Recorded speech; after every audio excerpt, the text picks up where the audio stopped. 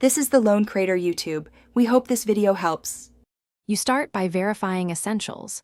Update Ps5 and Astro A50 base station firmware, then place the headset on the base. Next, open Ps5 sound settings and select the A50 as both input and output so signals route correctly. Once done, set headset and mic volumes to moderate levels, about 50%, and reset any headset EQ to neutral to avoid gain buildups. Make these changes now, so the following fixes act on consistent, known settings. Now you tackle the main cause, excessive gain and looped routing.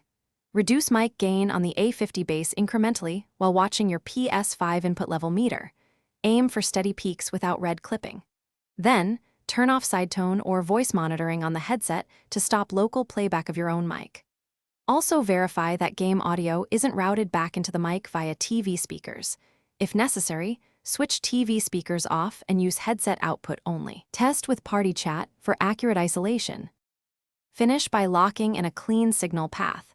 Favor digital headset output and disable any optical to TV pass-through that can create feedback loops. If echo continues, perform an A50 factory reset and reapply conservative mic gain and mute settings before testing. Make sure cables are firmly seated and move microphone away from speakers by an inch or two. If problems persist, try a different headset or a separate Ps5 user to determine whether the issue is hardware, profile. Thanks for watching. Consider subscribing if we helped you.